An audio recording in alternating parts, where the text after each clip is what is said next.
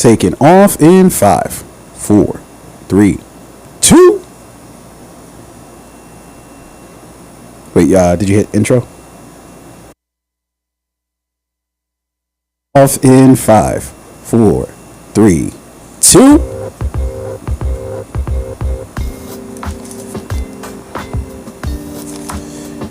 Yo, it's your boy T.O. You know. It's your boy O Rain, real name, no games, no gimmicks. It's the motherfucking Fade podcast, your one-stop shop for everything TV, media, and film related, along with any other goddamn thing you want to talk about. Come to you live, direct, Proof of Concept Studios. What the fuck is up? Yeah, so, rule number 1. Yeah. You cannot chew gum while recording. This is true. It's going to pick up all the sound. So, got that out of there. Yeah. Sounds like you're doing something else. If you were just listening to the audio. Yeah. Yeah. Sounds like you're doing something else. Yeah. Somebody was like, whoa, they really get down. Well, you know what? I'm not in the mood for a podcast. Let me listen to something else. Yeah, it was good, man. All is well, dude. I was on the way over here, earlier today. I was looking for like what are some interesting, fun stories that are going on in TV, media, and film, and not fucking much right now. There's a lot going on right now. What are you talking about? Like new writer strike, actor strike. That's Hollywood's on strike. So that's current, but it's not new. No, it is. Literally, the actors just went on strike this past week. Yeah, actor strike. Yes, a little bit. But we saw that coming when you saw the writer's strike. I don't think I don't think they're 1-to-1 because they're different. They're different things altogether. But so if you're, what's happening right now with the actor strike, like what I like about it is a lot of the actors are supporting the writers in this strike, right? Yeah. So I mean, now they got to support each other because they're both on strike. Yeah. So I think we kind of saw that coming. Like a lot. It happened before. What is there was a writer's strike in 20. That's 2010, I think. The last was it 2010? Somewhere around that. 2009. And you saw a lot of big name Hollywood actors and actresses come out and supporting the writers. Yeah, there's a difference between coming out and supporting and then your union being on strike too. There's two big differences. Yeah, I'm not surprised by it. I think it's whether or not the Actors Guild union or whatever was going to announce that they are supporting the writers in the strike movement. You have to anticipate that there are a lot of notable actors and actresses who publicly support it. And if you get the right celebrities, actors, actresses supporting the writers' strike, I feel like then you'll see a lot of other people start to trickle in as well. Say Tom Cruise is supporting the writers' strike, or he's on strike. He's like, we're going to halt film on Mission Impossible 11. 11, yeah. And, fucking Vin Diesel's like, you know what? We already started filming 16, but we're gonna halt 16. Nah, Vin wouldn't even have an opinion. He'd just be like, family. And he'd be like, what does that mean, Vin? We haven't written any of these movies. We don't even have writers. Let AI write it. Oh my god! They probably AI could write a better movie than they've been doing over the past few movies. AI might be. Do you think that that could happen? What do you mean? That whether in TV shows or part of a script for a film, or AI could write, or maybe a commercial. It's already happening. What do you mean? Well, in TV and film, you think AI is writing scripts for TV shows? Yeah, maybe not so much for narrative stuff, but definitely for commercials or just little advertisements, these type of things. Yeah, AI is definitely at least being incorporated, if not for sure. Definitely in ad writing and copywriting and things like that. Mm-hmm. Maybe even in music writing. I don't know. If I'm an up-and-coming rapper or musician and I'm like, I need to constantly put out content in order to get my fucking sound out there. Especially if you're not a rapper, if you're just a singer or doing if you're a fucking, not a Taylor Swift, but if you do that kind of music. I like the non-importance. You're if you do that thing that makes you millions of dollars. Well, if you're in any genre of music where it's it's okay for you not to write your own music, typically. No. I don't even think it's necessarily just about writing your own music. That's not what I think it is. I think it's the fact that if you're in it, forget what genre of music, because I think it could happen with any genre of music. But what I think it is if it's more pop, right? Because I think, and I'm using pop very sort of very, very fucking loosely, meaning that anything that's massively attractive to wide swaths of people, right? I would say that you're in danger of getting replaced by AI, because all AI is going to do is just fucking integrate all that shit into. They're like, okay, here we're going to pull from these like hit songs, and we have a framework of an idea of what you're looking for. Okay, great, because it's made to appeal to the masses. Now, where things I think go that it can't necessarily be replicated is when I listen to like a particular like album, right? Like I'll go to maybe like Jay-Z's Blueprint, right? One of my favorite albums of all time. And I go to his song Mama Loves Me, right? Or I think that was called The Blueprint. That was the actual song title. It was called The Blueprint, but it's also additionally named Mama Loves Me. I don't think an AI can fucking create that song, right? Because it doesn't have some sort of broad appeal. It's just him talking about his own familial experiences and how he feels about his mom, as well as how he feels about his dad, and how the fuck is AI going to like get that shit right? Of AI like can't get November 14th, you went to the store. Like, they don't know that shit, you know. So AI won't be able to replicate those like very individual, unique stories about like a person's life or experiences, or certain like relations we make using like metaphors, particularly like if you look at a lot of rappers like Kendrick or J. Cole. Oh my gosh, like the wordplay. Exactly. I'm saying this by segue of saying that, and I'm just using that as a metaphor for this. And like, I don't think they can do it. The wordplay behind it all. I don't think AI is there yet. I was It'll listening be scary to if we do get to a place where AI is doing like, you know, some type of Kendrick verse or but that's a just feature. it. What? Oh shit. Yeah. Maybe they could do this though. Yeah. You could probably have AI as a feature on your song. What does that even mean? Like just the artist? You know how like one AI? artist might have like a feature. You could be like, oh, this is featured by like an AI. It's like just a fake voice or whatever. That's like a feature on the song. Yeah, no, that's all. That's all. Like there are, because you know they're doing it with Drake and all these other artists where like people are actually like making like actual songs that are pretty fucking indistinguishable from you know the real thing. But when I was on my way over, or I was driving back from a place, and I was listening to a song. I forget what fucking. Oh, it was the I Get Money remix with 50, Jay-Z, and Diddy, right? And Jay-Z has this line, and again, he's had so many other lines that are better than this, but this was just one I was just like, damn, like I don't know if a fucking AI could come up with this one. It's like he was like, I'm already the GOAT. Next stop is a Billy, and it's just like, well, how I don't think an AI is gonna fuck Billy Goat, the GOAT. You know, like. Clever AI is dangerous. Oh I mean, that's fucking. We're in Skynet territory at that point, right? You know what I heard that like some people are using AI to do? So like, I mean, the AI chatbots, right? Where it's like, I was. There's this like girl who she's like a Twitch streamer or something like that. Yeah, and she was saying that like she's using AI to respond to all of the guys who like message her. I assume that's already happening. And I'm like, holy shit! Wait, were you thinking like that wasn't already happening? I mean, I'm not on that simp type shit, so like, I didn't know. I don't know if that's simp shit. But well, like, if I'm paying, like, let's say I'm like, you know, subscribed to someone's like OnlyFans or their Twitch or whatever, and like, I just like girls would be on there like those game in the bikini, and dudes would pay them like $14.99 a month to like watch them game in the bikini. Why is that simp shit? Because what the fuck isn't simping like you just say whatever to a girl in order to like get her to either stay with you? Or... No, that's like a pick me type of guy. There's pick me girls. There's pick me. I think is like a social thing. I don't know if that has much to do with like dating. If you're a guy, like what's meant by if you're a dude and you're a simp dude is a guy who thinks that like the more spending money on her is like, you know, for guys like if you're not paying your girlfriend's rent, you're a bum. If you're not buying your girlfriend like expensive trips and like luxury items and paying for her nails and her hair, you're a bum. Here's the Urban Dictionary definition for simping.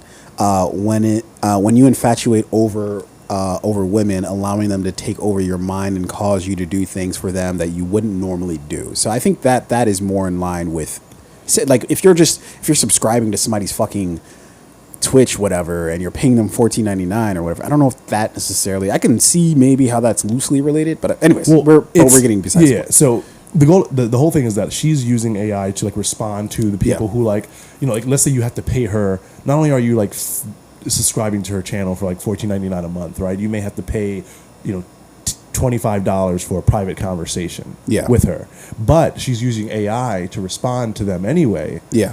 And the AI is saying, like, oh, here's what the person said. Here's a great response to that. So this person thinks they're having like a really good conversation with this girl online, but it's just a fucking robot. I mean, but it's the same difference as like, remember when they used to call like the hotlines, right? Like the 1-800 hotlines. Who's we?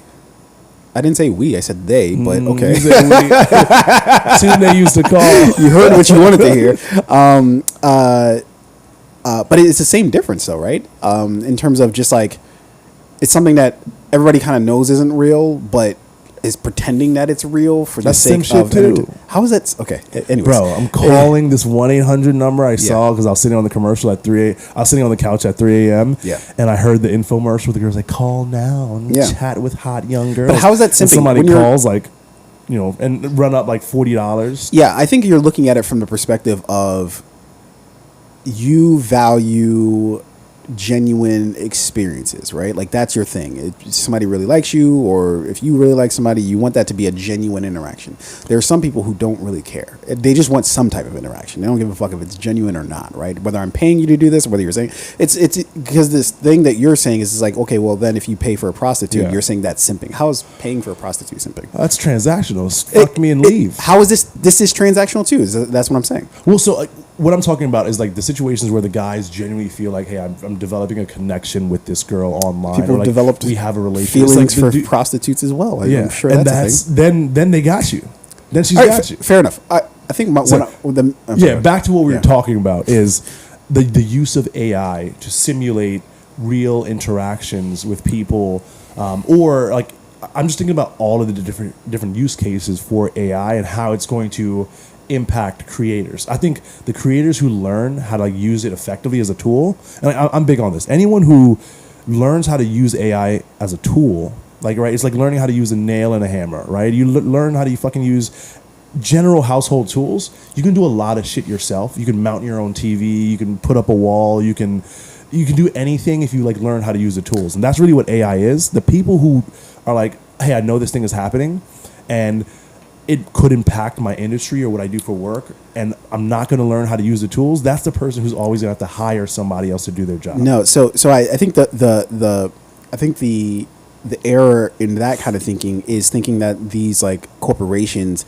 give a shit, meaning that they don't really care if you know how to use the AI technology, right? What they want to do is hire one person to do one job, which is to put anything that they want into these fucking, into these AI systems, and then kick out whatever it is that they need in return, right? So you can say everybody should learn AI, right, and learn how to use it. I'm sure it's not that fucking complicated to actually learn it in terms of how to use it as a tool for yourself. But the problem is going to become, and I think of it as like real estate too, right? People are already there. So Nike's already there. Fucking Apple's already there in terms of established companies, right? So they're not going anywhere, right? Apple's not. There's not going to be another fucking Apple to at least not in the foreseeable future, right?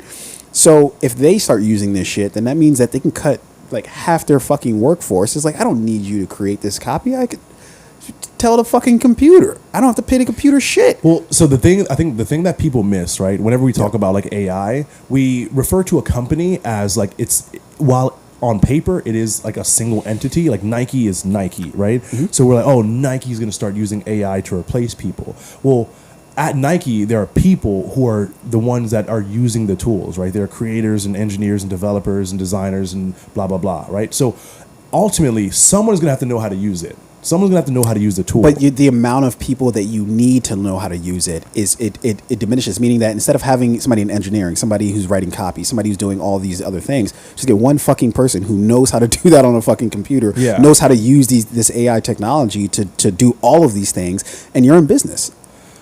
Not necessarily. So it's not. That's the simple answer. You get one person, teach them how to use AI, they can replace 20 people. Not necessarily. I think you're still going to have to, for example, let's say you are, you work for the New Yorker magazine, right? Mm-hmm. On the surface, it's like, if I'm a writer at New Yorker magazine, I could just use AI I'll input, write me a blog about the 2008 financial crisis in the latter 6 months of the year, focused highly on the real estate sector, right? Yep. And it's going to push out an article for you. It's just going to pull in data information that's already existed. It's going to compile it, push it out for you. Yeah. You're still going to have to like edit it though, right? Because your article is going to have like a human element or a touch or like a reference, like why you're writing the article for this magazine at this point in time about something in 2008. I don't think the computer is there yet. Yeah, but like so at these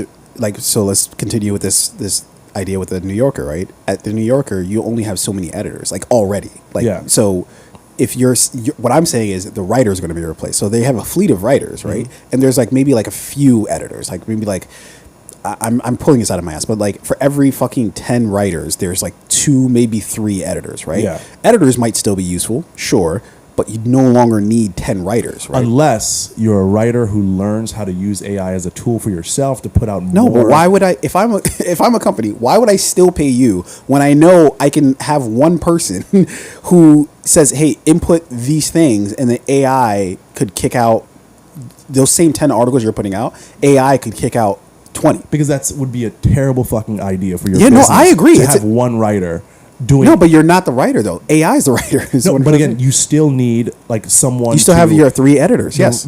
What you should do is you should have writers to, use AI as a tool, right? Meaning like, hey, I'm a writer and I specialize in this area, this topic, right? I'm still doing research. I'm still adding like a human, interactive element to the writing. So AI is a tool that I'm using to help me write faster. Let me put it to you this way: AI, the frontier for AI, it poses way more of a threat than this did. But it's like the same idea of like outsourcing, right? Like when NAFTA like was enacted, and people were like outsourcing left and right. Companies didn't fucking hesitate. Companies didn't fucking sit here and think, let me mull it over. Should I pay you fucking minimum wage or whatever the fuck it is that I'm paying you? Or should I pay somebody in wherever the fuck they're at right now a third, if even that, of what I'm paying you? They didn't hesitate at all. And all these fucking jobs, look at Detroit. Look at places like in Pittsburgh, or like look at these like fucking places that were industrial heavy sectors, right? And look at what happened to them after these companies could then ship the jobs out. They didn't fucking hesitate to do it, right? And I'm saying that it's the same shit with AI, except for it's worse because now they can do it at scale, right? Well, how do you prevent the company from doing that? You learn how to use the tool. No, but I'm saying there are 10 writers. Addy, chime in here. Yeah. I feel like I'm not getting through to them. There are 10 writers at the New Yorker, and I'm just making up random numbers here, right? Let's say the New Yorker's like, hey, we don't need 10 writers anymore. We've got AI. Who are they going to keep? The writer who knows how to use AI, right? Yeah, but they don't need every writer to know how to use AI because they're not going to pay you. My point is who's going to keep their job? No. I understand what you're saying, meaning that. What do you think I'm saying? Let me finish repeating it to you. Is that there's still somebody who needs to actually learn how to use AI. That is the basis of what you're saying, correct? Yes, there's someone who needs to learn how to use the tool. Fair enough. And I'm saying that's fine. But I don't need 10 of you. Why would I need 10 of you that know how to use AI? But that's not what we were talking about from the beginning. My point from the very beginning was the people who are going to last are the people who learn how to use the tool. I'm not talking about the people who are going to be replaced because they didn't learn how to use the tool. I'm saying, but what my argument is, whether learning the tool versus not learning the tool, that's probably going to put you in a different boat than if you didn't know the tool. That's not what I'm not disputing that point. But what I am saying is that the reason why it still matters in the greater scale of things, the reason why it's still an existential threat to everybody's job, is because they're not going to keep everybody, right? So if there's 10 writers and all 10 of them know how to fucking use whatever AI system just as well, they're not going to keep all 10 of them. They're going to keep maybe 1, maybe 2 of them because they don't need that many people to work the same system. It's the same difference of automation, right? Once things it's the same difference of automation, right? Once if they can build a machine that can do the job of like 4 or 5 different people, then they only need one person to fucking work there. They don't need the same 10 people to actually work, the same machines, right? Because it's all automated. Then at that point they're giving money away. This isn't me siding with the fucking corporations, but it is me recognizing like, yeah, if their motive is profits, then that's usually where they cut first, is how can we cut our labor force so that we don't have to pay them as much, we don't have to pay health insurance, we don't have to pay whatever. Yeah, I mean, that's very true. Like, to use the analogy of, like, let's say all of the writers in the writer's room understand how to use AI. Yeah. It makes it difficult, a little bit more difficult for the company to easily cut you out, right? Because if there are 10 writers in the room and 8 know how to use AI, guess what? Those 2 who don't, they're fucked out the gate. Yeah. And for the 8, at least you can, like, pose your case of, like, here's why I should be kept around based off of my ability, my know-how of, like, knowing how to use this But tool. do you agree they're probably unlikely to keep all 8 of them then? Sure, but it does make it more difficult for them to just throw you away. It does, right? no, 100%. They may downsize, but, like, but somebody's getting fired. The first people to get fired are the people who didn't know how to use the tool. So, like, my 100%. advice to anybody is, like, anyone who's scared of AI, it's like, well, don't be afraid of the tool. Be afraid of not learning how to use the tool in time to keep, to maintain competitive. Yeah, it's a very narrow view that you have on it, though, because this has already happened where an editor-in-chief, and I think it was reported by Medium, she lost her job to ChatGPT, and it was a slow progression. Jesus, it was literally, she was the editor-in-chief. She was a regular writer contributor, and they started using ChatGPT to basically, like, assist her. And then once the company realized that, they can start using ChatGPT way more, they just phased her out completely. And she even saw it coming, like, in, like, their Slack that they used in all their communications and chat and everything. Was ChatGPT talking shit to her? Like, no, it wasn't. Look over your shoulder. It was her management who was literally coming up and saying, oh, this is Christy /GPT. This is Christy /GPT. Like, assign it to ChatGPT /Christy. And then, like, one day they just called her into the office saying, yeah, we're just going to go the route of ChatGPT. We don't need you anymore. What company is this, if you don't mind me asking? I don't know if she listed the company itself. But she specifically outlined ChatGPT as being the software. And this is an article that she wrote, Shelby Sullivan, published in The Startup on Medium.com. Yeah. Does the article... Within 3 months, she lost her job. Yeah. What? In the article, did she allude to or give any, like, background as, like, her knowledge of how to use AI? Or was it like, hey, I thought we were using this as... I think the editor. What's the point of her knowing to use it? Well, it's the company who's using it. Yeah, not her. and when that's the central point that it's not the company who's using it. Let's stop saying the company is using it. It is the company who's using it. It's people at the company who are using. But this is the main point that I'm trying to make to you, is that you're looking at it from your main argument is it's better to have the knowledge and not have the knowledge because you're in a better position to have the knowledge. I'm not arguing with you about that whatsoever, but from the company standpoint, they're thinking, why the fuck would we pay however many amount of people or this fucking editor-in-chief, whatever you want to, whatever position it is, if we can replace that, they will. And for sure. And it's not about because if all 10 people know how to fucking use this AI system, they're not going to keep all 10. So whether you know how to use it or whether you don't, you're still going to, they're going to keep at like 3 people, right? Versus keeping all 10. So everybody's kind of fucked in that case. In which case, it kind of doesn't, like, you're taking the you're taking the merit truly out of it. Meaning that, okay, let's say we're all on an even playing field. We all know how to use this AI technology to do it, right?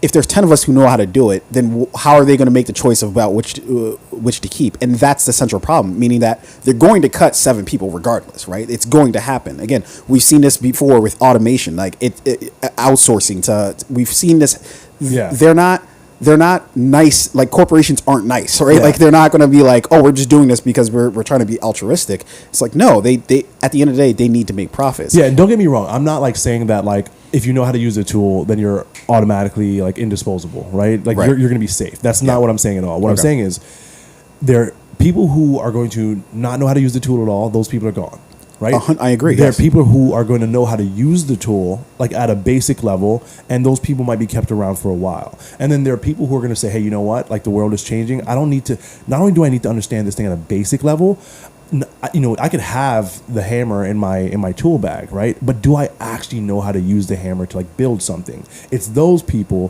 who at least make themselves a little bit harder to dispose of. Meaning the company's not going to be like, oh, I'm going to get rid of you in like 30 days. It's like, all right, you know what? We are implementing this new technology, and it may disrupt your job, but like if you are the person who knows how to use the tool to build, it's harder to get rid of you. Yeah, I can agree with that. That it's harder to get rid of you, but I think this is different depending on what you're talking about, right? If you're talking about something that's more mechanical, like maybe you're an engineer or whatever the case is, then yes, I think I agree with what you're saying. But I think that what I personally think might happen is we're going to get to a point where there's going to be like movies that were created by AI, and then there's going to be movies that are created by humans, and you're going to have to choose which one you want, right? So they're going to come out with like the next fucking like Fast and Furious movie, and that's going to be created by Chat GBT, and people are like, I don't really fuck with that. But here's another fucking movie that was created that for sure was created by a human, or written by a human, or whatever the case is. And then you're going to like, and I mean this strictly for the arts, right? Yeah. I think that's where we're going to get to. I think there's still going to be a market by something that was created by human, but it also depends on how much whatever the artistic output by Chat GPT or whatever whatever AI system, how much it slaps. Because if it slaps, then I think people will fuck with it, and we're all in trouble, right? Yeah. But if it's still like clunky and weird, then I think but I think that's a matter of time, right? Give it time, and I think it will get there in terms of mimicking, sort of what a human can do. Yeah, I mean, the system is designed to learn, right? So exactly. I think over time it will learn, and then but it depends. Then now we're at a new problem, right? It's like I look at it. It's like a fucking hurdle race, right? Like.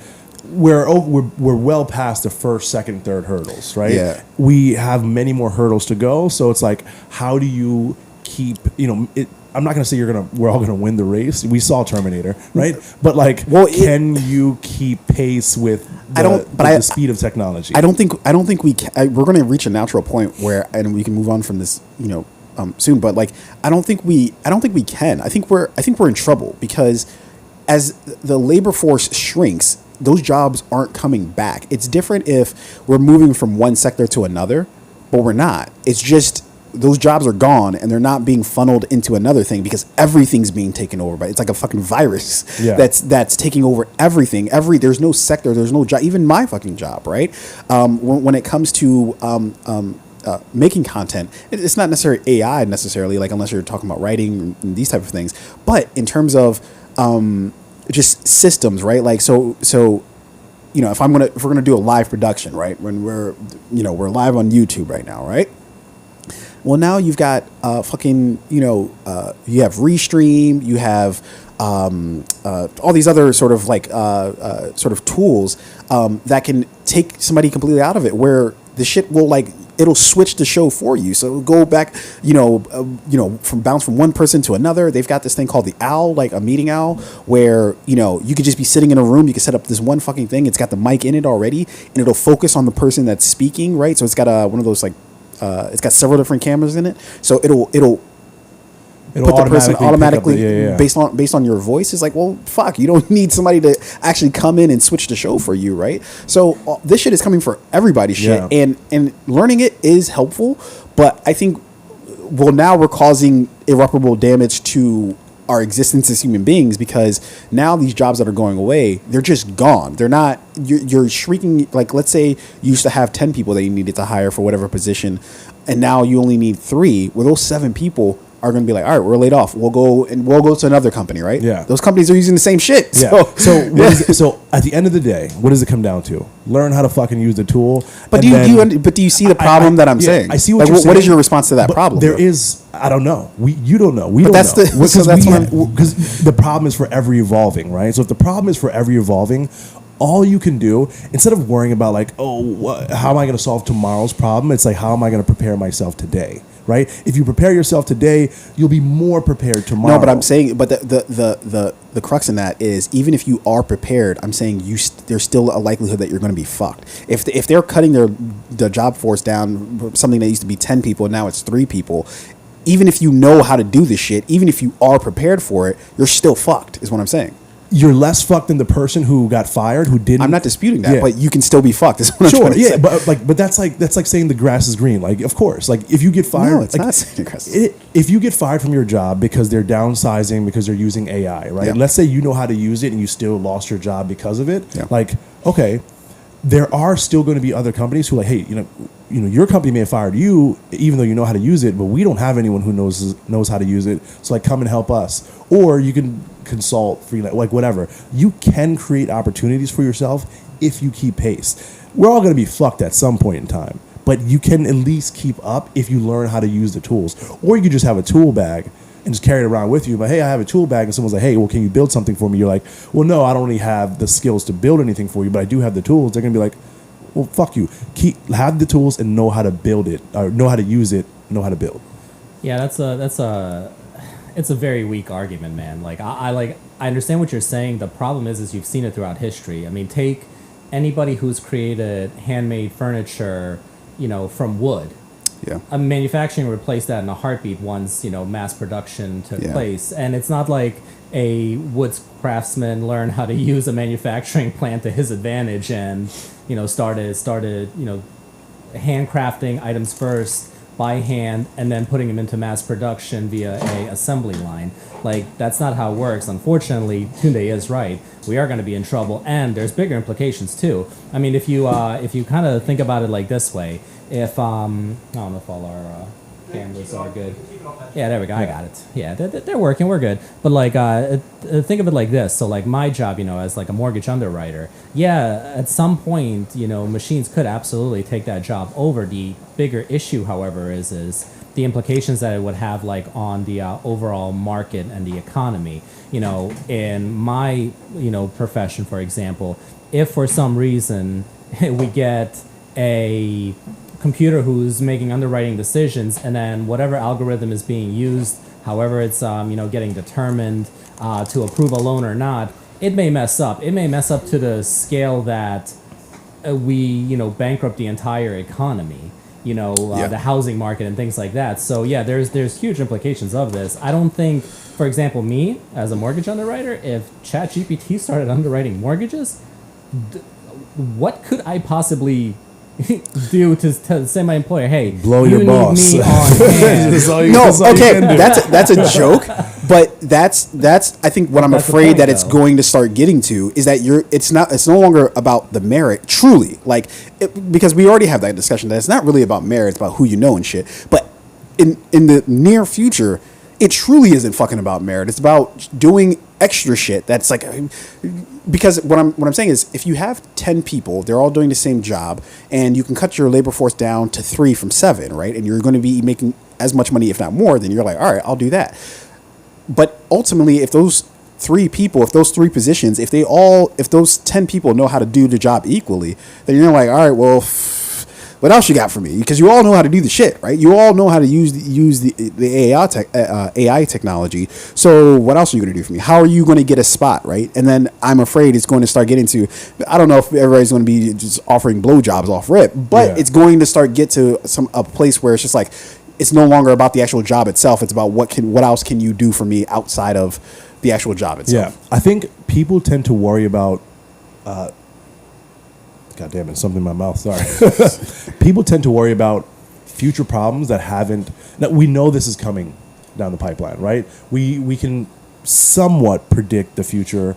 We were talking about AI 10 years ago, like, well, what would happen? Oh, we'd all lose our jobs, right? So we can somewhat predict the future. Mm-hmm. I think what people do too much is they look at the world, they look at a future that might happen, and they look at all the problems that might exist then, and they let the fear of what could happen cripple them from like living in the moment where it's like, all right, how do I prepare myself so if and when that thing happens, I'm at least more prepared. I'm not saying the thing is not going to happen. I'm not saying it's not going to happen to you.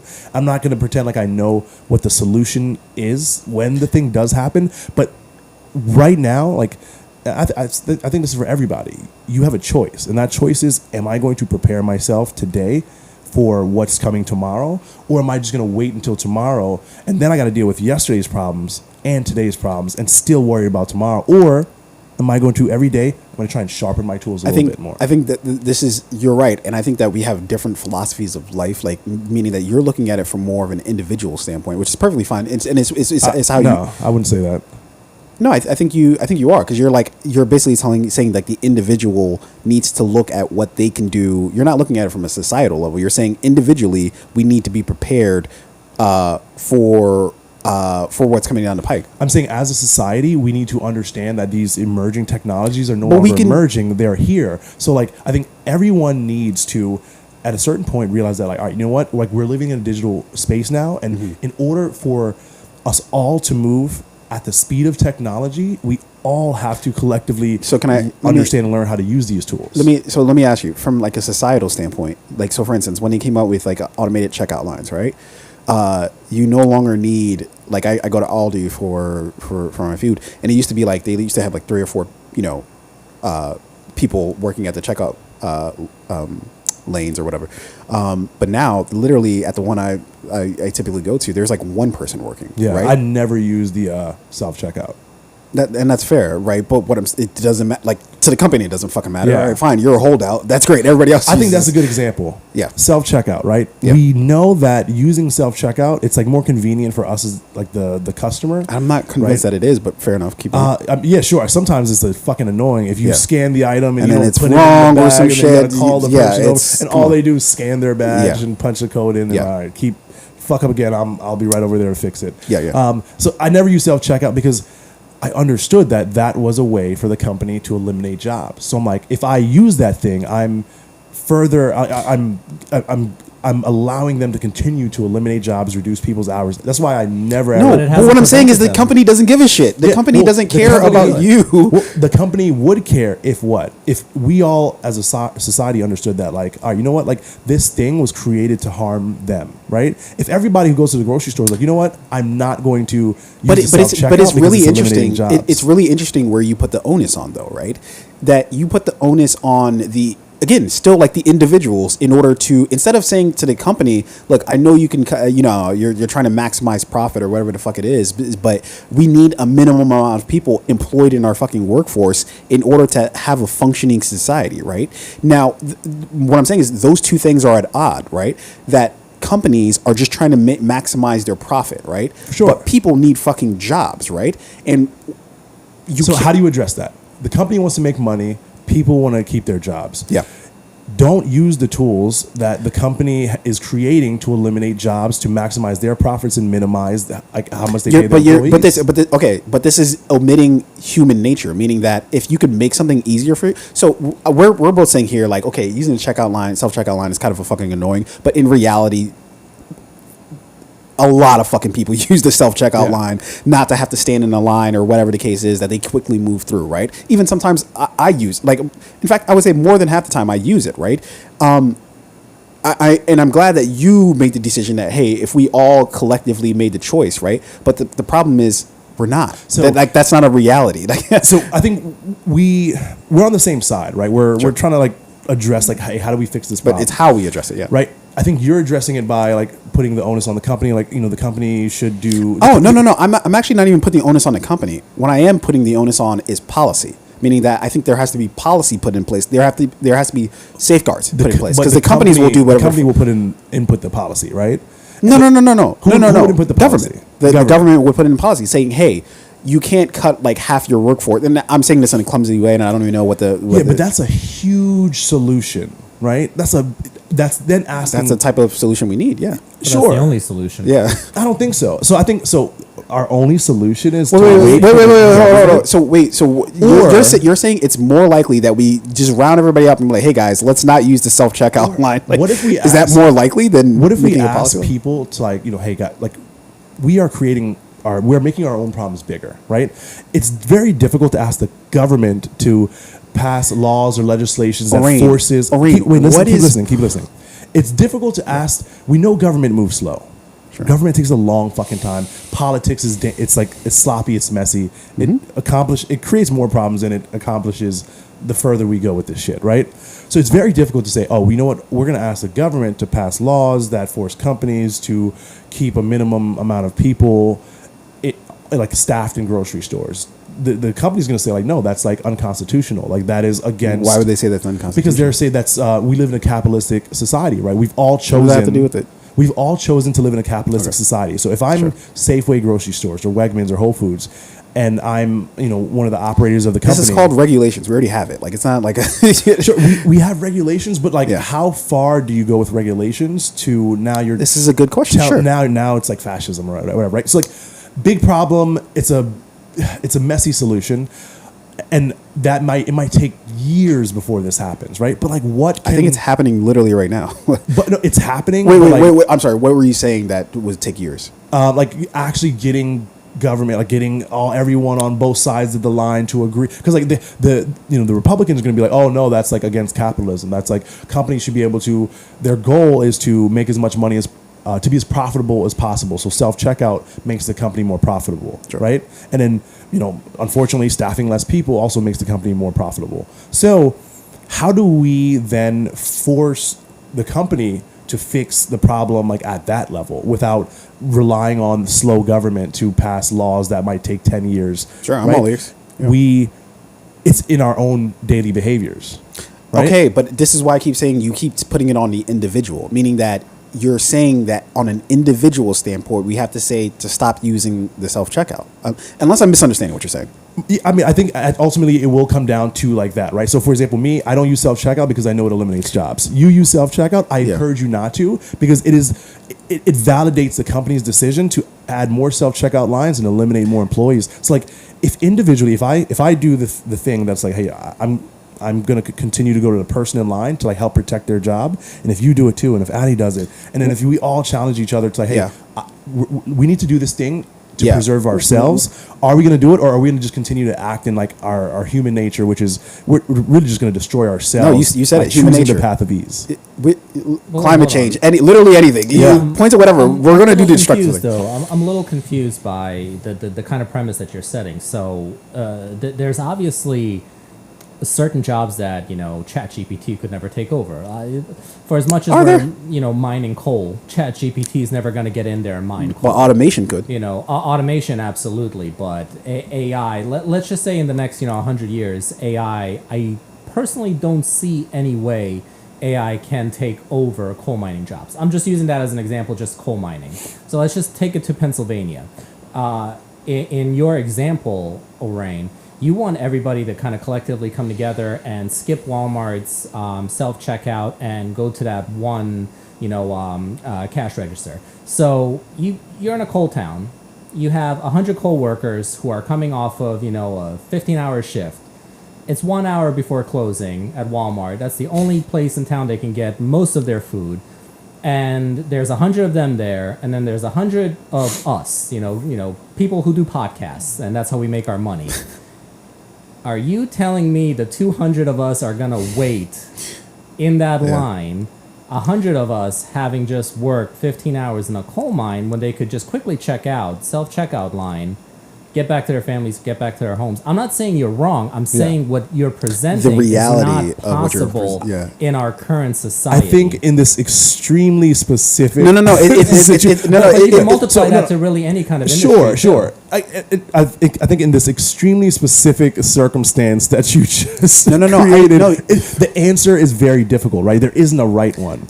I do still think that if the people in that town were to demand or force or push like the local legislation, mayor, the government, like so we're back to policy then. Whoever owns, whoever operates that business, that grocery store within that community, and saying, hey, you know what, like this, your business is no longer serving this community effectively, and we need we need you to address that, or we're going to stop spending our dollars here. We're going to stop spending our money here. We're going to stop spending our time here. Because companies only speak the language of finances. Once you start impacting their bottom line, their dollars, that's when things change.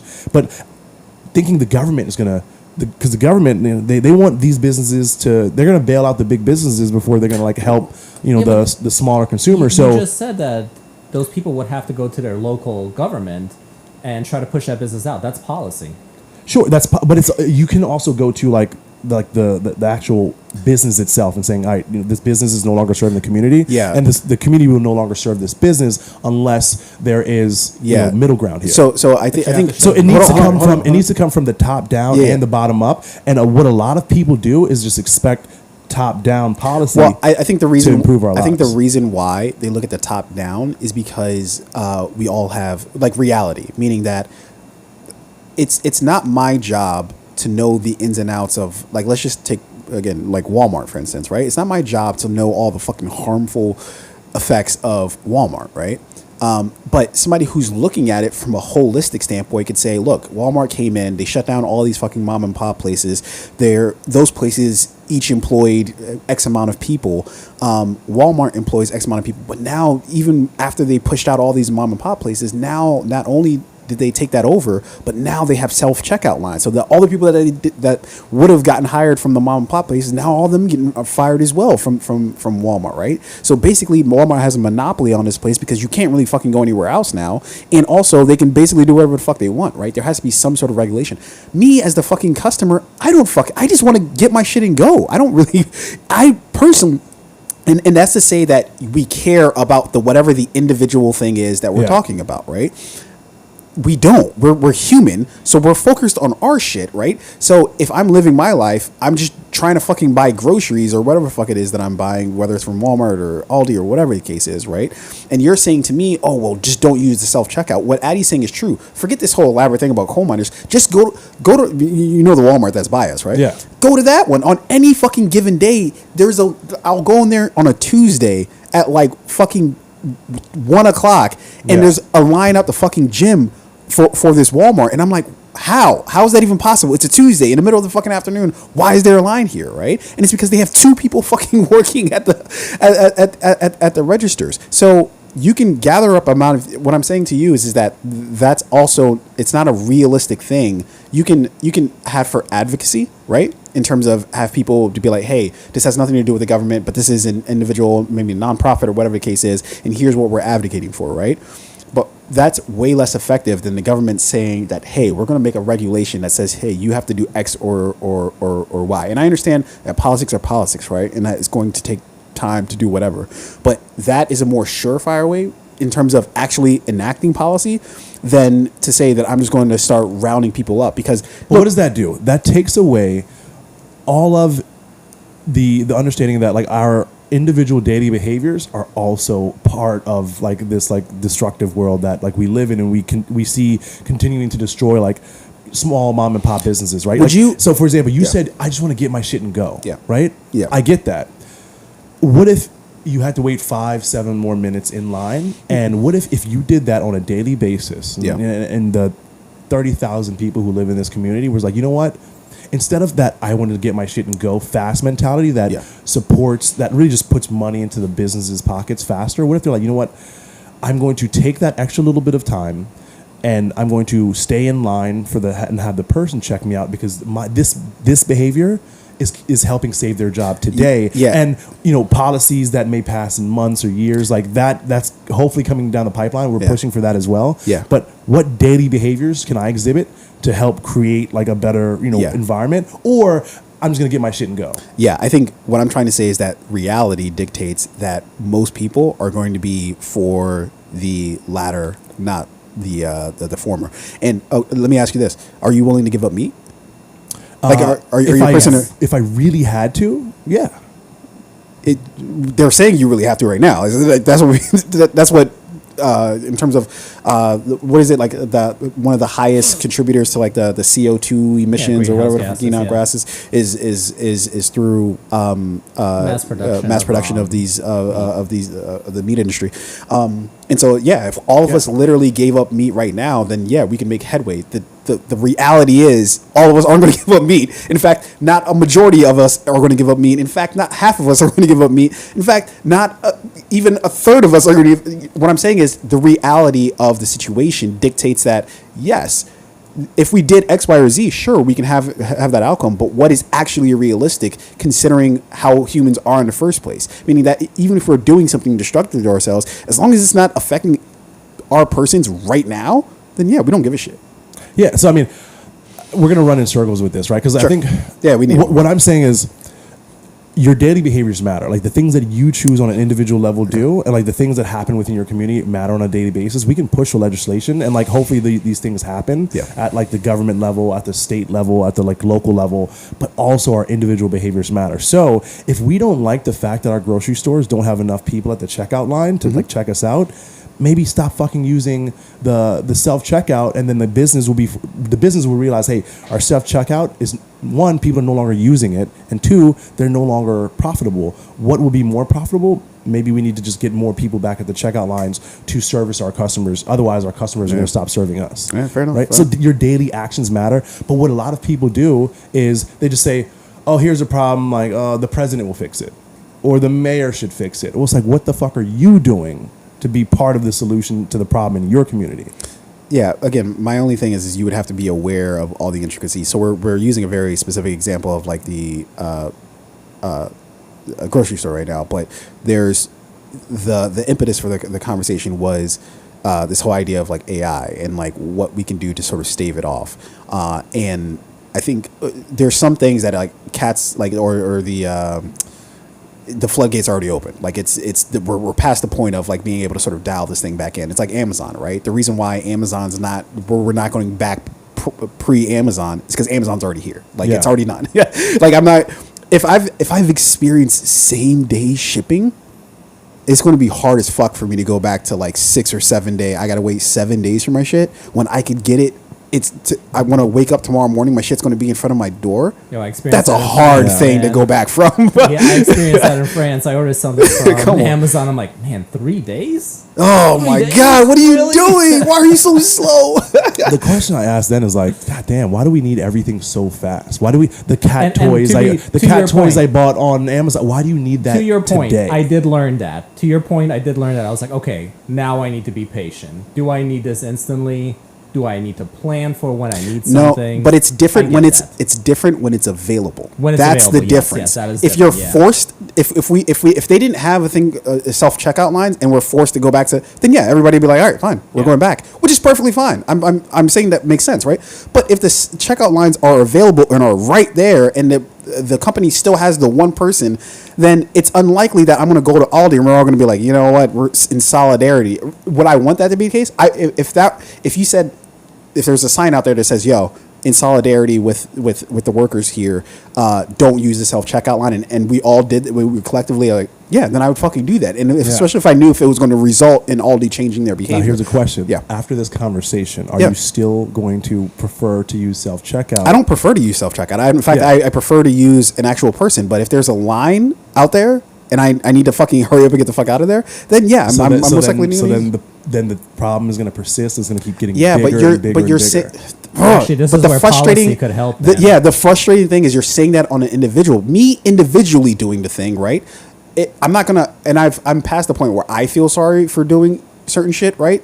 Because look, it is what it is, right? Yeah. But if you because and the reason why I feel individually we don't give a fuck. Why? Okay, no, I'm saying you're still using the car. You're still using the car that use gas, right? Yeah, you don't have an electric car, also right? the lithium batteries that like these EV companies use to power these like electric cars are also like, if you look at it on like on a collective, like let's say for every 10,000 gas powered vehicles, 10,000 electric vehicles that are using lithium batteries, the impact on the environment is actually greater for the EV vehicles. Okay, so the basic argument that I'm trying to make is that you're trying to say that like it's almost like what companies do like to make us feel morally fucked up as people. It's like, you're not doing enough as an individual to get this done, right? Because if you really wanted it, then you'd fucking do it. But the truth is that as a fucking society, we need to. It's like using plastic straws, or using paper straws or whatever the fuck they use, right? How fucking stupid this is. Do you know how, in terms of like whether it's pollution or recycling or whatever the case is, it's like there's no amount of fucking straws in the world that we could use as individuals, right? To fucking make up for what the difference of all these corporations are doing, and yet, but we have to feel bad as people of like, oh my God, are you using a plastic or are you using a paper straw? You're a terrible person if you don't use. It's like, that's some bullshit. Like I don't agree. I think like you have to look at your own personal behavior. You can't just be like, Arain, what I'm saying, little old me is not going to solve the problem. Right. But like, what if little old you is a million? But Arain, the point I'm trying to make to you is that I'm saying to you, do you think like genuinely right now that you're living your life the most cleanest way possible? That you're doing all the things that you need to do? The answer is no, because nobody does that, right? So I do my best to be conscious of the areas in which I know that I can like, like my daily behavior, while very small on like the grand scale of things, like at least I know that. What is your best? What does that mean? So, for example, if I'm at the grocery store, forget the grocery store. Use a different example. If I at Starbucks, right, and then when you order a drink, and like a lot of times they will still give you the option to take a straw, even though Starbucks has redesigned the lid. Forget the straw. Use literally an example that we have not used. Give me an example. So water usage. That's a very important thing to me, right? Mm-hmm. I don't hand wash dishes because the dishwasher uses less water per year than hand washing dishes does on average. So I never hand wash dishes. Okay. What if there's a person who comes and says that, okay, you use the dishwasher, but that's still too much. What if you fill up your sink with water and you fill it with soap, and you have to hand wash it every time with that, not continuously letting the water pour, but filling your sink up to a certain degree or some sort of minimal level? What I'm saying is, there's no bottom to that well. You're going to just keep saying shit for sure. And I'm not saying that any behavior, like your behavior, will be perfect. What I'm saying is that's what I'm trying to. So that's what I'm. Why are you talking about perfection? We're not talking about perfection. We're talking about, can your daily behaviors help create a solution tomorrow? My argument for you is that you're saying that at an individual basis, which can help. I'm not disputing whether it can help. I'm not saying it doesn't help, right? It can help.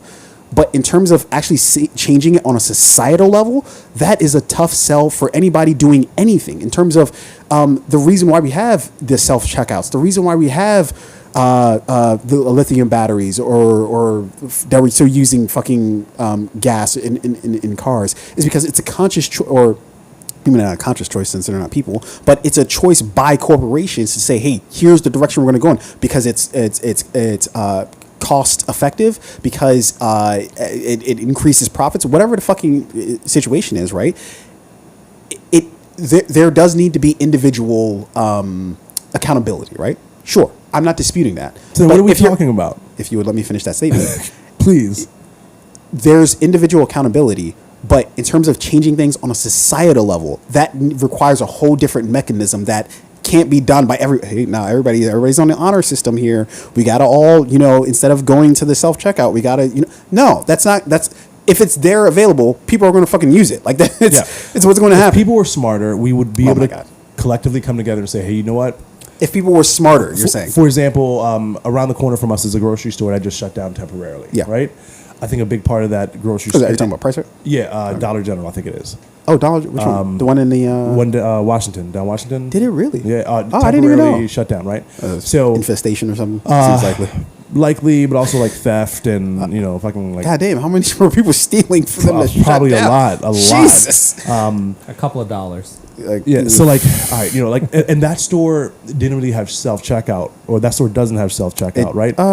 No, it doesn't. It doesn't. Yeah. Yeah. I don't think it does have self-checkout. So then it's like, all right, well, what is the problem? The problem, as far as I understand, it was like theft. Theft creates if I run a company and I'm like, this store in this location we're almost losing money being there because of how much theft. Now, granted, theft comes from need, which comes from people being like in impoverished situations. So it's a very difficult problem to solve. And I'm not saying that my daily behavior is going to fix my community's problem.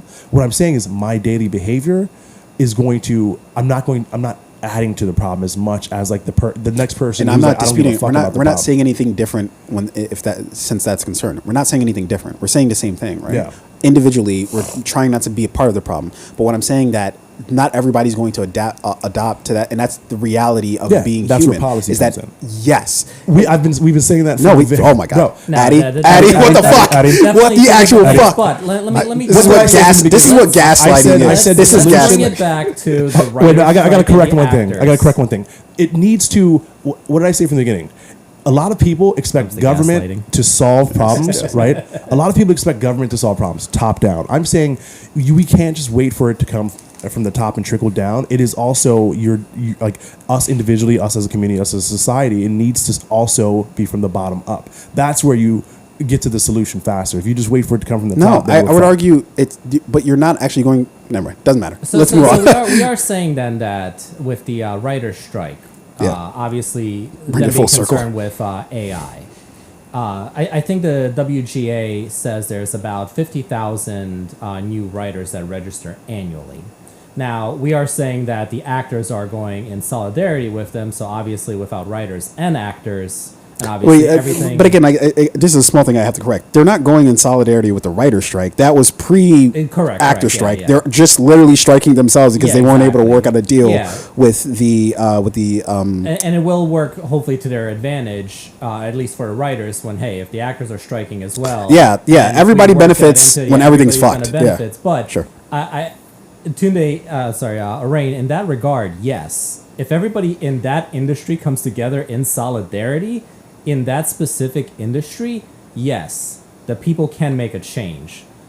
But you cannot expect that to happen at your local community in Baltimore. Well, not even in the local community. That's a realization of the problem. Not even in your local community, but even like being a part of a union. And also, unions themselves are having this fucking problem about agreeing on what we should do, what terms should be, what we have to lay out, and you have to also like it's something you have to like buy into too, right?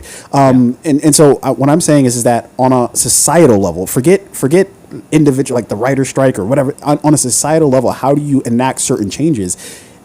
I'm disagreeing with the fact that it's faster if you do it on an individual basis or even a collective individual basis than if you do it on a policy basis, because the policy takes time, because Republicans are all fucking crazy or just policies is stupid in general.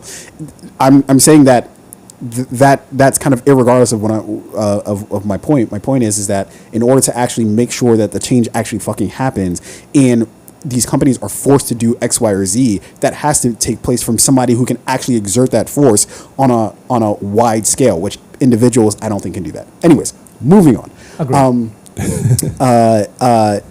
are we watching right now? I know we got amped up from that conversation, but what are we looking at right now? What have you been watching over the past week or so? That's a good question. I just finished the show. I know I mentioned it last episode, Night Agent. I finished that. So I'm like kind of in a place where I'm looking for something new. Yeah. Have you started The Bear? And I know everybody's been saying watch the fucking Bear. The Bear, like the show, FX, on it's on Hulu from FX about the kitchen, the guy. I watched. Pretty sure I watched most of season 1. I actually really liked the show, but I was watching it with like my partner, and she was like, I'm not really feeling this, so we just kind of like jumped to another show. But I personally do, that might be actually the show that I go back and pick up. Yeah, you might want to finish that bad boy. I hear season 2 is great. I like the actor. He is from Shameless. Yeah. I forget his name, but I like him as an actor.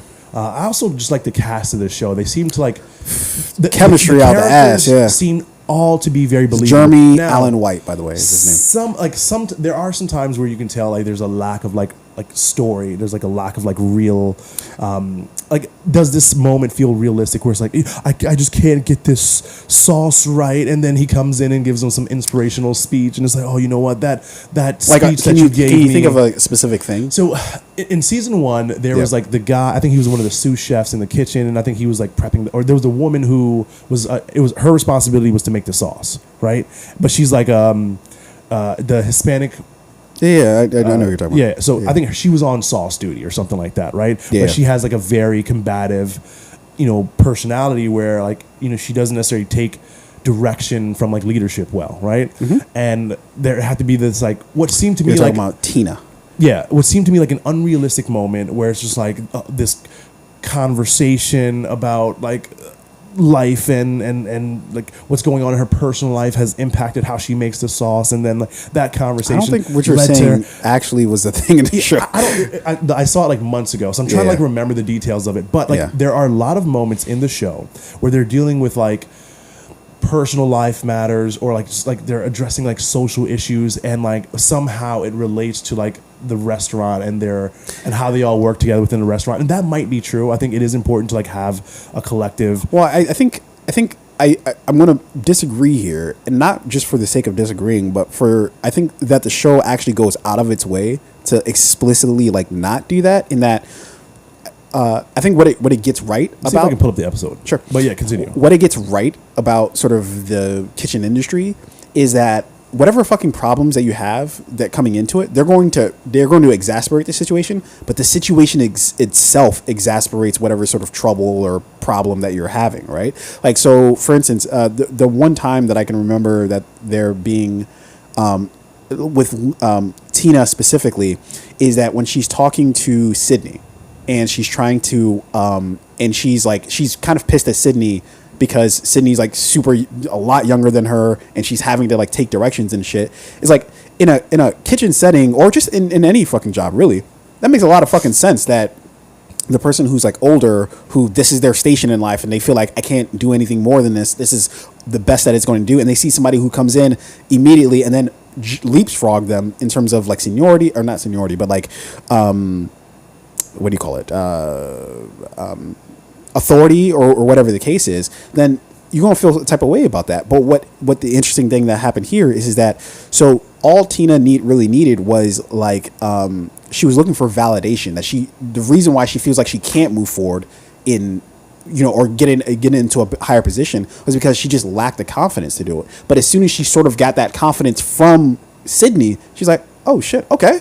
All right, I'm with it. And now she's like with the shit, you know what I mean? Yeah, I mean, part of the reason why I like the show is like how they take these like their individual personal life experiences of each character, and all of their lives somehow bleed into like the work that they're doing in the restaurant. So it's important to like see that, hey, my teammate is going through something in their personal lives, which is impacting their work, which is impacting my work, right? So if we address that issue, if I help them navigate this trouble that they're going through, and in this case, it was the lack of confidence to do more or do better. But Sydney, right? what I'm disputing is Sydney doesn't actually know that. All Sydney's doing is giving her the actual feedback like that she would give anybody, right? Hey, the sauce isn't cutting it. You got to try better, or you got to do this, or you got to do that, whatever the case is.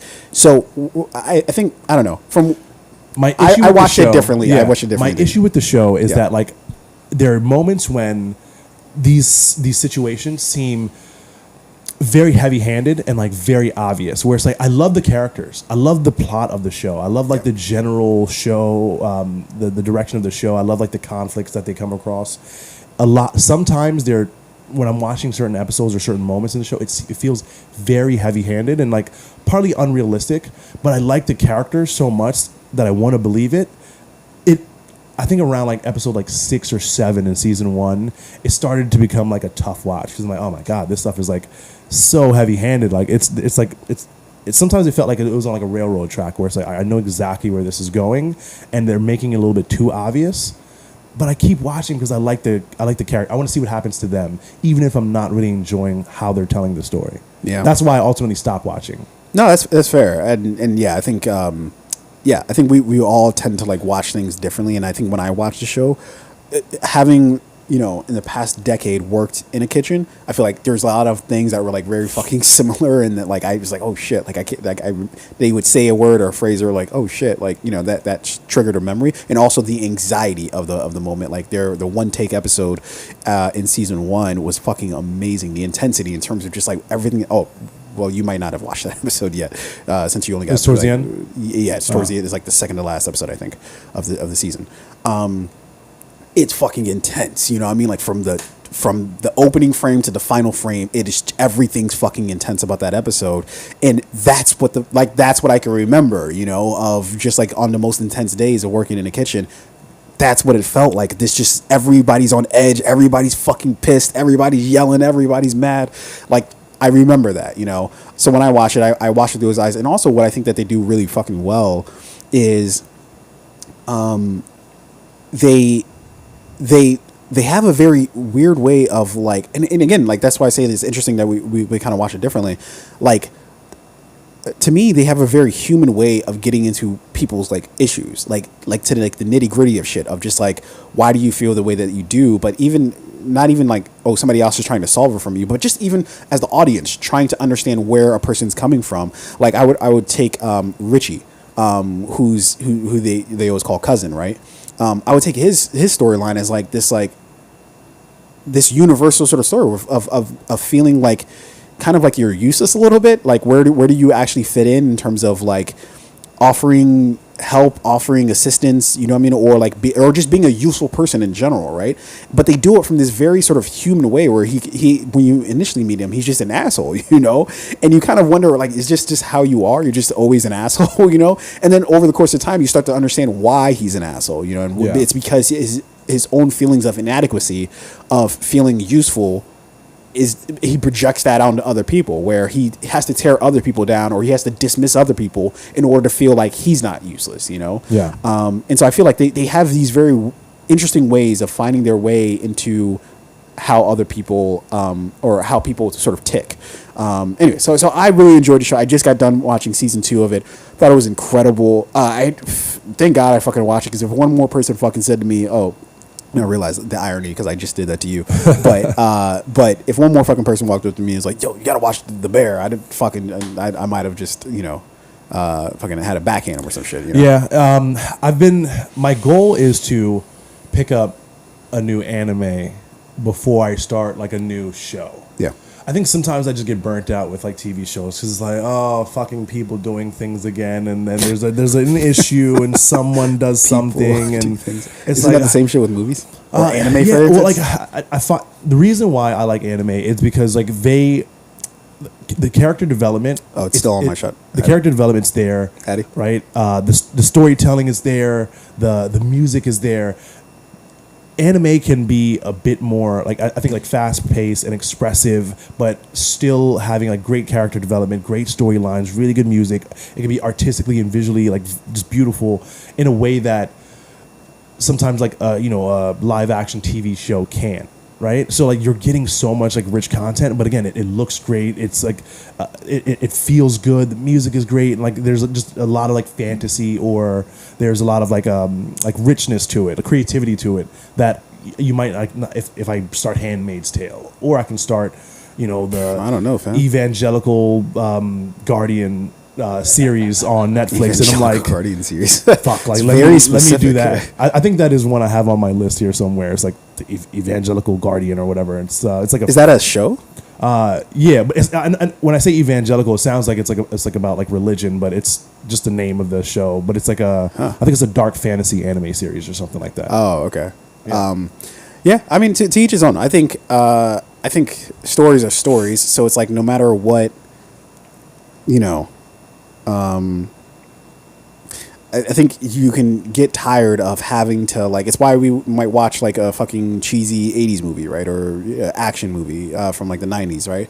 It's to just clear our palate, right? Like I'm tired of thinking so hard about all these fucking shows and like or these movies of like, oh my god, all right, here's a thing and here's a person you got to follow and you got to track this and you got to track that. It's like I just want to watch some shit blow up real quick. Like I don't want to fucking think too hard about it, But I think that ultimately I still enjoy. And maybe that's what you're saying with the anime, at least in some way. But I still enjoy grappling with things because I'm infinitely curious just about like how humans work, why we work the way we do, and I think that anything that kind of help me sort of get to that more of an understanding of why we do the things we do, then I'm usually super interested in. I think you'd be surprised at like how much. Even a show like Attack on Titan or no. I'm not saying that animes are missing this. Yeah, no. I'm not saying that you're saying that. I'm just saying like for a lot of people who like are not into anime, right? Yeah. Because they're like, oh, it's like it's like kid shit, it's cartoon shit. I feel like what they don't understand is like how much these shows actually do address like core social issues or personal dilemmas or like these a moment where you like if you watch Bear and you're like, oh, I love it because I love like the interaction between the characters and like these like real life dilemmas that they face, right? And for that person may not think that they could get that from Akira, or they may not think that they can get it from like Neon Genesis, right? And it's like it's all there, right? Because behind the cartoon, behind the artwork, behind all the shit that you're watching on TV, whether it's like whatever style of anime you're watching, behind all of that, they're writers, like real people, telling these like fantastical stories. AI. It might be AI. It probably will be AI. But like there are real people telling these stories, and like there is going to be like that like human element of storytelling behind it. It just allows you to anime, they can just tell more grander, expressive, wild, crazy stories while still having those like really human moments. Like I have a list of like probably like 150 different shows on this list. Like best things to watch at night, psychological ones, disturbing ones, revenge ones, romance, animes, heartbreakers, crime mysteries. And I want to like get through this list before I start tackling a whole bunch of new shows. Yeah. I mean, again, to each his own. I think anybody who says like, oh, animes can't be just as like provocative or not even provocative, but as introspective or whatever the case is, as like any sort of like live action, series or movie or whatever, I think you're just lying to yourself. I think, if you watch Akira, I think you can be as moved by watching that as watching fucking like Breaking Bad or whatever the case is. Like you can have the same experience. It's just your willingness to search for that experience, I think, is the difference. I think that for me, I'm sorry. I was gonna say I was gonna give you guys one, Addy. I don't think you're a big anime guy. Am I right about that? No. I would challenge both of you to check out these two shows. One is called Bleach, which is just like, I mean, it's on part of Bleach. You watch Bleach? Okay. Yeah. Addy, if you haven't seen it, I would give it a try. And there's another one called Black Lagoon on Hulu. I haven't seen that. Beautiful show. Like probably one of the animes that I've watched over the past like couple of years that has been like the most like you're watching someone go through like this impossible like moral dilemma and not knowing like what side is right. What's the so it's like this guy, right? He works for a company, right? Let's say he worked for Exxon, right? Sure. And he's like a regular guy in the corporate world, and he like somehow, I don't want to tell you too much because it's going to ruin it. He somehow finds himself mixed up with this like gang of like mercenaries and like basically like criminals for hire, right? And he's looking at he's like, my entire life I've been working for these, and he like finds out the company he works for is like they're into some like bad shit as well, like crime and drugs and smuggling and like racketeering and all that shit, right? So he's like, my whole life I've thought like, oh, I just be a good boy and I go to work, I put on a suit, I work 9 to 5, I come home, like I don't commit any crime, but like the company I'm working for, I'm feeding the giant, like the larger like criminal element, right? And then he leads into having this like moral dilemma. It's like, well, like, have I been living my life or am I just a robot who's just been like feeding the giant? Like that's all I've really been. And now I'm in this situation where it's like, fuck, I've never felt so free. But what we're doing is, we're kind of like criminals for hire. Yeah. But at the company, I was also just a criminal for hire. I just sat at a desk and typed shit up, right? So there's like, he has this huge moral dilemma and then love issues and like personal family things happen. It was just a really beautiful story. Yeah. No, and like the action was like, the art was great, the music was stunning, like the main character or the characters, like you really fall in love with them, and it was just like, I watched it and I just remember thinking like, God damn, that's like one of the best animes I've ever watched, and I just found it randomly on Hulu. Yeah, that does sound dope. Yeah, it sounds great, and again, like I think for those who don't think that they can find these type of things like in animes, silly. Of course you can, but it's just your willingness to stick with it. I've never. You know what, Tunde? Just want to say, credit to good writing, not ChatGPT or whatever it's called. Well, to be fair, we don't know how the extent of what ChatGPT can that push sounded up. heartfelt, well thought out. I don't think it was ChatGPT. I guess what I'm arguing is like. We don't know how far it can go. We don't know. Yeah. Because again, if this is about learning, then all it has to just learn are the cadence, because and that's what stories are, right? Like no matter what stories you're talking about, the premise can be a decent enough premise, but there are certain aspects to a story that, mechanically speaking, that if you string things together in a certain way, you'll get at the bare minimum a serviceable story. Right? Maybe it won't be as heartfelt or whatever the case is, but you at least get a competent story, right?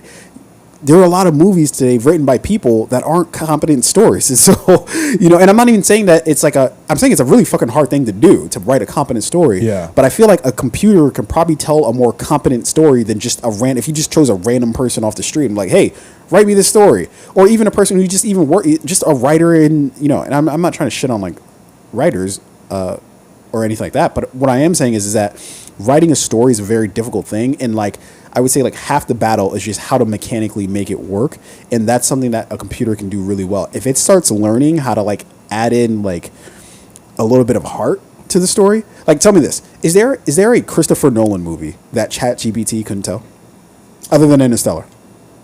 There is not an. Oh, I'm sorry. I don't know. I think we would be surprised at how powerful these tools are, because like we're just, we're kind of like at the beginning of learning how to use these things, right? Yeah. A lot of people still have no fucking idea what ChatGPT is, which means like they don't know how to use it, which means they don't know how powerful it is. And I've seen like videos of I was watching this video of this graphic designer, right? And he was like, here's how I use ChatGPT to be a better graphic designer. And basically at the core of what he was saying was that like the system, or have you guys seen Shazam! Fury of the Gods, the newer one? Seen parts of it. Do you remember when it got to the point where the like Steve the pen? No? Okay, so I hope you guys don't mind if I ruin it for you. I don't care. But feel free to. There's a part in the movie where like in this like secret labyrinth like library, right, which is like all of the knowledge of human or the wizards and the gods, right? There's this like pen that has it's like an extremely intelligent being, but it's a pen, and it essentially records and writes like all of like history and blah blah blah. And you can ask it to write anything, you can ask it any question, and more than likely will have the information, because it just has like all of the universe's knowledge, right? Yeah. That's kind of like ChatGPT, where they were in the movie, they were telling it what to write, and it would write like very directly, right? Including all of like the mistakes you make. So you got a bunch of teenage kids trying to write a letter to like ransom back one of their friends for like the staff that has the power to destroy the world. Anyway, I know like you probably don't, that probably didn't make sense to you because you haven't seen the movie, but that's what the scene was. So they're trying to write a ransom note, and they're like, okay, well, like maybe we should say that like violence isn't the answer, but there's got to be another way. Then it's like, wait, no, like cross out, it's got to be another way, and let's find a way to work together. And like, so the pen is writing out everything they say, where it's like, no, cross that out. Let's use another word. Would you like some candy? Yeah, give me like a bag of Skittles. And like, it's writing everything you're putting in, right? Yeah. Similar to ChatGPT. It's a program. Anything you input, it's going to give you an output, right? And then from there, you're going to have editors who need to then edit it to make it make sense for like the storyline. So I don't think ChatGPT could replace like a Christopher Nolan movie, but I think we're going to get to a point where it can maybe write part of an episode for a show. If there's a bigger storyline that's happening, if I'm a writer on a show, I could probably put in like, all right, these two characters are in this moment of the show. Here's what's happening. Output me like what a conversation between these two people like there. The two people are in the kitchen. They're fighting about the sauce. Whether it needs to be sweeter, or more bitter, or whatever. All right, so never talk about sauces on the bear. Output a conversation between two sous chefs about the sauce, and then like it'll output that, and then the editors needs to come in and like add the character notes and like the tone to it that would make the show and the conversation feel more realistic. Why don't you think that could happen for a movie though? Or better yet, a Christopher Nolan movie? I mean, it could. I'm just thinking like, I don't know. I feel like a movie, because that's just like one like big story, right? Where a show is like a story stretched out over the course of time with many different storylines that can change as you go episode to episode, season to season. Yeah, there are bigger storylines, but with shows, they have to kind of basically follow the same format of like telling a story, meaning that even within isolated episodes, a good show will there's a beginning, middle, and end to the story for that particular episode. Maybe there are other implications for other episodes, but there's a storyline being told in that specific episode, something that the character's searching for, something that the character's trying to do, or whatever the case is.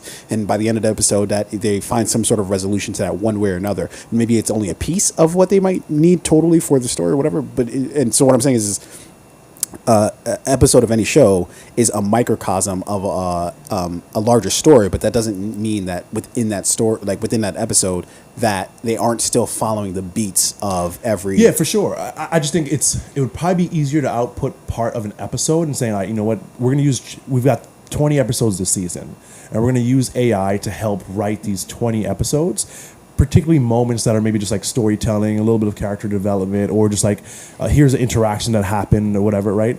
It's probably I would imagine, but I could be wrong, maybe a little bit easier to do it on a show where it's like, all right, we've got to write 20 episodes. We're going to use this tool to help us write all of these episodes. Yeah. But a movie, it's like, hey, we got 2 hours to tell us the story and every part of it matters. So we need to write every part of it.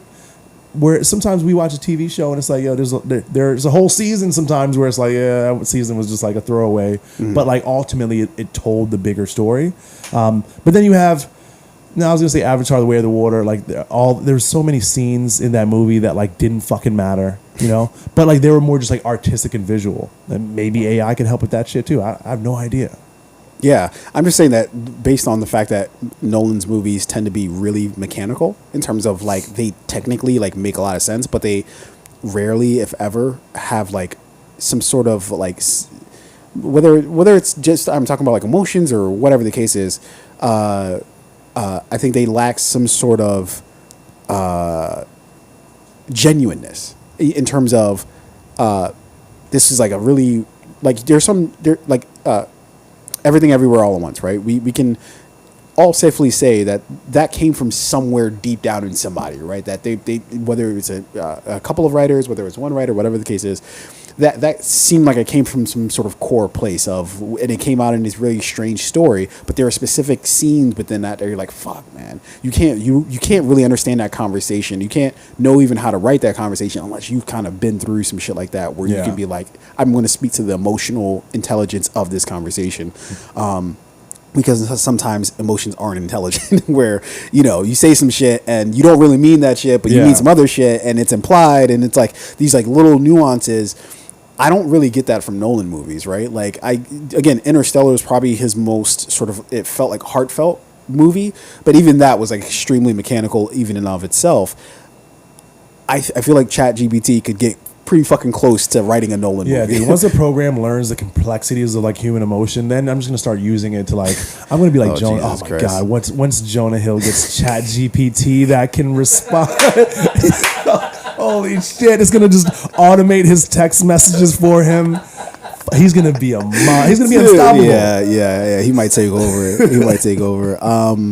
I would say, look, man, this whole thing, it's an interesting sort of way to go, but I think that it's going to lead us into some unforeseeable problems, right? Like, so take cell phones, for instance, right? Like I don't know if there's really any way we could have really predicted both the cross section of cell phones as well as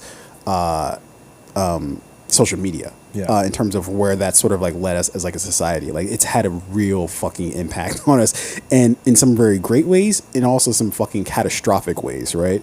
And I think that this whole thing with AI, I think that now we're that's the tip of the iceberg, because I feel like this shit can get away from us real fucking quick before we even know what the fuck it's already is, right? Like in terms of our personal information that's out there that just gets fucking flung around and sold to here, sold to there, that we don't fucking know. Our fucking phones, we can unlock them with our face, but we don't know what the fuck it's doing with all this facial recognition shit. Like all this shit is getting far and away from us, and we don't even care. Like we're just like, yeah, what do you need? Like, you need my face? And I'm saying this as a person who willingly takes, I'm going to unlock my phone right now with my fucking face. And I'm like, I couldn't give a shit less, but who knows what the fucking implication for that is that I'm not seeing that's coming down the line. Do you think Apple's telling the truth that your Face ID, like the technology, like your thumbprint Face ID, that data is stored like on the device and the device only, and they don't have access to it? Or do you think that's complete bullshit? Generally when companies say shit, I'm just thinking that's garbage. I usually, and this might be a very sort of pessimistic way to view the world, but I usually think of like, what's the worst possible what's worst scenario here, and I just go with that, because then I'm not surprised when that inevitably ends up being the case, which it tends to do a pretty not insignificant amount of time. I would like to believe that like they're like, you know what, like, yes, your Face ID or your thumbprint, if you still have one of those iPhones, it's that data, that information is on the device and device only. So if you clear it, like Apple doesn't have that shit. But at the same time, if I'm on the IT team with Apple, and I would control or have a say in like, whether do we keep that data or do we not? Would I be like, hey, there might be a use for this? Probably. Like you have to explore those options at least, and I bet there's Why somebody. do you have to? Because like you have to ask those questions in order to like solve those problems, right? So like if you Wait a don't minute. if you don't ask You're causing the problem. How are you solving the well, problem? so if you don't ask yourself, like, let's say you work for a company and you're not questioning, and you're not like asking the question about like, hey, how could our like this is what cybersecurity people do, right? They're like, how would I break into this app, or how would I break into this like bank's data server if I could? Let me figure out how to do the thing, how to do the bad thing, so we can create like software technology that prevents other people from doing it, right? Mm-hmm. So if you're somebody who works at Apple, you have to ask yourself, how would we use this data to our advantage? And like, is that morally right? And then let's input policies and systems and tools to prevent someone like myself or like, you know, whoever might replace me next from like mishandling or misusing this information. But you have to ask the question. Now, what if you ask too many good questions, right? And then you're like, holy shit, there is a way that we can use people's face ID and thumbprints to like manipulate them into selling more products and making more money. Yeah, they already do. But Yeah, okay. like they more than likely do. So that's the worst case scenarios. There's somebody in the room who's like, yo, fuck doing the right thing. Let's do the bad thing. And Yeah, make but more I money. think you're giving them too much like you're being too nice to them when you say like they might be like, oh, they just want to know this just so they can prevent it. It's like, no, they probably have dedicated teams like, hey, how can we abuse the shit out of this shit? Yeah. And can we get away with that? The companies tend to try to get away with whatever they actually can get away with. And especially like if they don't have to tell the public, right? Yeah. Like if they don't have to tell the public some shit, then do it. Run it. I generally lean towards the side of like optimism that like, you know, because again, we talk about What in our current society makes you lean towards optimism with companies, organizations doing like the right thing? I think I see people that What are do you mean? trying to do like the people right within thing. the companies? I think But that's just it. They're just people. Like the Sure, company yeah. itself is the thing that's like the impetus that's like pushing everything. but a company is made up of people. Like there is no company if there aren't people, right? Because Well, you need okay, so- people to do the thing. So let me ask you, like, when the financial meltdown happened and they had to bail out all those banks, was it people that were getting bailed out, or was it the company that was getting bailed out? it was the company's shareholder. No, it was the bailout really was the U.S. government trying to protect production. Exactly, right? but this is what I mean is at the end of the day, the company's going to live on. Individuals come and go, right? So the CEO of fucking Wells Fargo or the chairman of Wells Fargo, whatever, that person could get changed out at any fucking moment in time, but Wells Fargo is going to be there regardless. Yeah, I think people are always going to find a way to spin something. Like we look at like the PPP loans, right? That happened during the pandemic. Those loans were to help businesses pay their staff, right? Yeah. But the business owners were like, fuck that. I'm not going to pay my staff shit, or I'm going to fire some of them and just overwork the few of them and keep the money, right? So that's like a business owner saying, I'm not, the government's giving me the money to take care of my staff, but I'm not going to do that. I'm going to do something that's self-serving. Yeah. So like the big bailout when they saved Ford and GM and all these companies, it was, hey, we're in a fucking shitty financial crisis. Here's, $30 billion to like keep Ford up and running, right? And that money should have trickled down to the factory workers on the production line tightening the nuts and bolts. But we know the CEO got a $25 million bonus, right? So it's like, but I do think there are good people in the room. Unfortunately, sometimes the good voices are a little bit more quiet. Well, not only are they quiet, but they also get fired very quickly. Too, Yeah, right? You start saying some good shit. voices get eliminated. That's unfortunate. Exactly. Right? So that's what all these companies end up being, is just like process of elimination for. If you start saying some shit that's just like, guys, I don't know, maybe we shouldn't do. It's like, all right, well, we won't see Bob Tuesday, right? Bob's fucking pack up your cubicle. You're getting the fuck out of here, right? Yeah, we need more Edward Snowdens.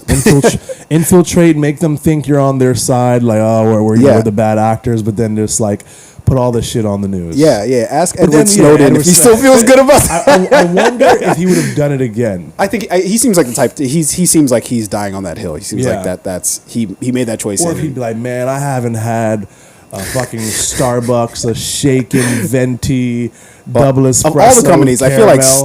Starbucks are everywhere. So I feel like that would have been fine. I don't know, but where is he at right now? He's in fucking. Where Last is it? I heard it was like Moscow, wasn't it? Was it Moscow? Yeah. Where is? I'm pretty Edward sure Snowden? Starbucks Starbucks in is no longer Moscow there. good? Yeah, I don't know. fairly certain Starbucks and McDonald's and all that. Yeah, he's in Russia. He's in Russia. Yeah. Yeah. Who knows? So yeah, he might actually be missing Starbucks right about now because I don't know if they're there anymore. Or he's never had Shake Shack.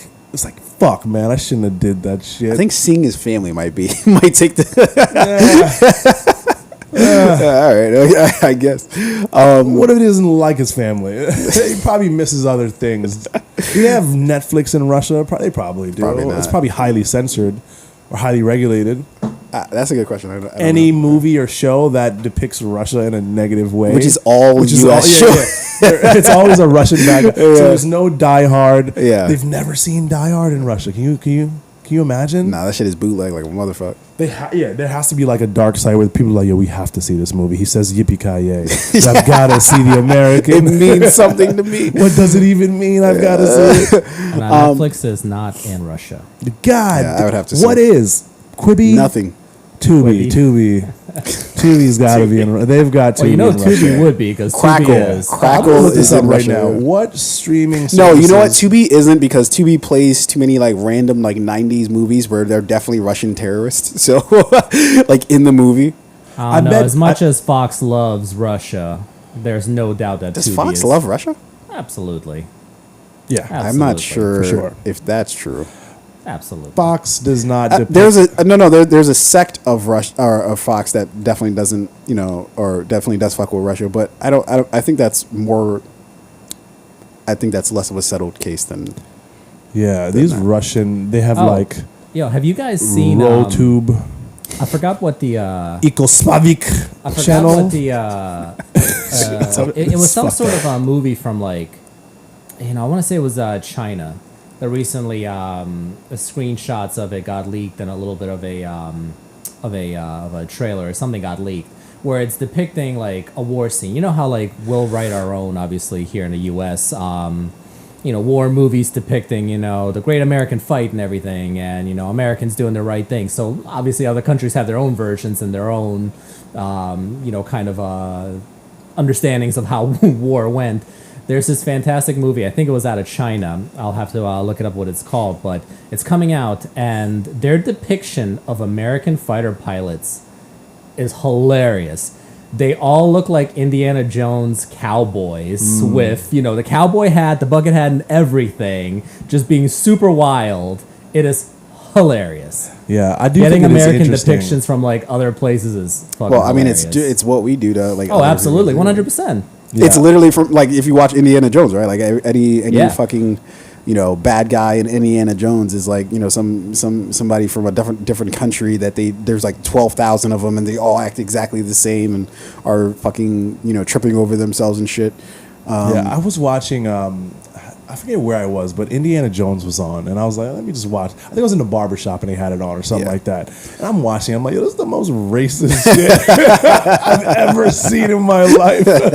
He's just running around India, stealing their treasures. Yeah. Doesn't belong to him. Killing them. Killing people left and right. Yeah. Like treating people like complete shit. Indiana. He was a dick. I mean, to be fair, I think that all gets glossed over because of the fact that he fought Nazis, and so I feel like that's always like the yeah, claim if he to fought fame. Nazis, Then he I can think you got a license. call, he can travel to your city, steal your sacred treasure from your temple. Yeah. Calls $3 million in property Yeah. damage, and goes back and teaches a course about it at the university. He's like, man of steel, fucking hold my, hold my beer. Is essentially what Fucks he's everything saying. up and Yeah, leaves. Basically. Okay. Does anybody else want to talk about any other? Oh, I did want to talk about some shit. This is super gossipy shit, but I just thought it was hilarious. There was a picture that came out of like all these actors and actresses. They were in some fucking place, and it was just like there's so many white people. Not one person of color to be to be seen. Was it Oscars? Yeah, basically. No, this is like some Jennifer Aniston was there, Courtney Cox was there, fucking I think Kristen Bell and her husband Dax were there. There's all these fucking people, right? And then people came out afterwards and were like, "This is why representation matters, or why inclusion matters." And I was just like, I was so confused. I was like, "Look, now to be fair, it was like 40 people, right?" So it's just like, god damn, there's a lot of fucking was white it like people. a private event or a party or No, something? it wasn't even. They were like in some sort of remote location. It was like some sort of like retreat or some shit. I don't know. Yeah. And it was just like, I was like, I don't know, fam. Like, I get it in terms of, because the idea is that like creating spaces like this means that like all these people are going to think that there's nothing wrong with only white people being around, and like it's just going to perpetuate the same shit that we've seen for decade after decade, century after century. Like it's saying like we don't need to have any other people. We're it, you know, we're all the people we fucking need. I understand that on a societal level, but it's just like, so does like every group of white people have to have some like, you know, like two like, black people just like, well, you're here because we don't want to, you know. Yeah, I don't think if there's like a private event or a private party or like a retreat and then I get the technical reason why people might be mad at that, but it's just like, yo, come on. Because if it were, let them live. Because I'm not gonna be mad. Because if it were like, oh, here's a all black retreat getaway. But I understand the difference, meaning that these people make up most of Hollywood. White people make up most of Hollywood, right? And so when they have shit like this, it's like it's easy to be like, oh, well, do you need a part for that thing? Okay, yeah, I'll come to you. I'm working on this project. Yeah, exactly. I'm not even gonna look anywhere else. I'm just gonna cast you. Like, exactly. And if we're not even, if we don't, like, you know, most people say like, oh, most of the business decisions get done at like happy hour, not like in the office.